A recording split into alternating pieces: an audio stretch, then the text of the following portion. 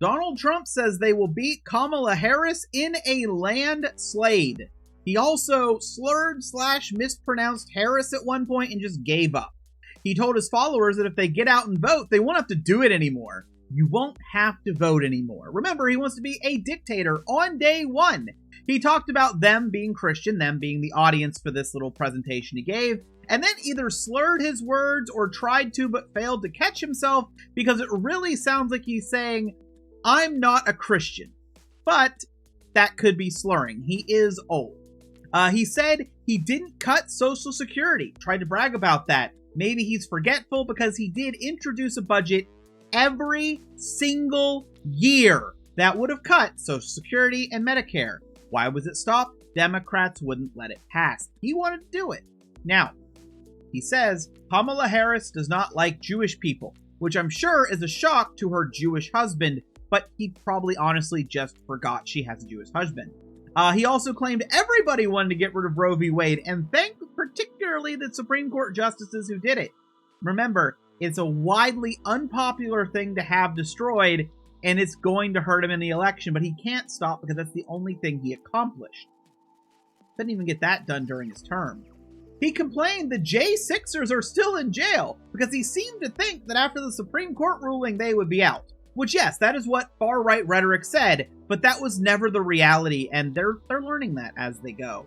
Of course, the convicted felon defending J6ers says, also that convicted Peter Navarro will be coming back in his second term.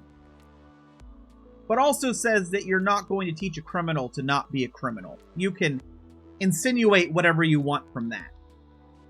With all of his attempts to distance from Project 2025, he really just can't help himself because their policies are his policies no matter how much he tries to do it. Like, he talks about how he wants to transform the federal branch with conservative judges, which is a mainstay point in Project 2025.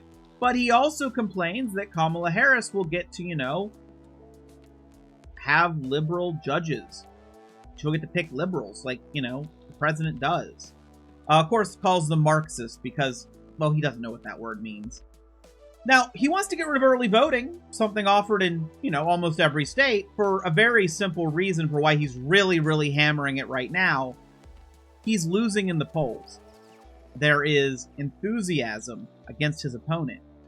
Presumed opponent. Not guaranteed, but presumed opponent.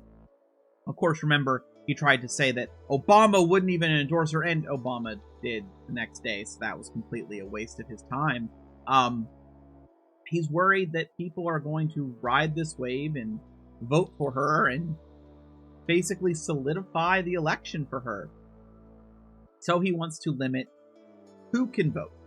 You've got to limit voting because Trump knows he's not going to win the popular vote. He's not even going to get, the most people excited for him. He knows that. He knows his cult is quite literally dying.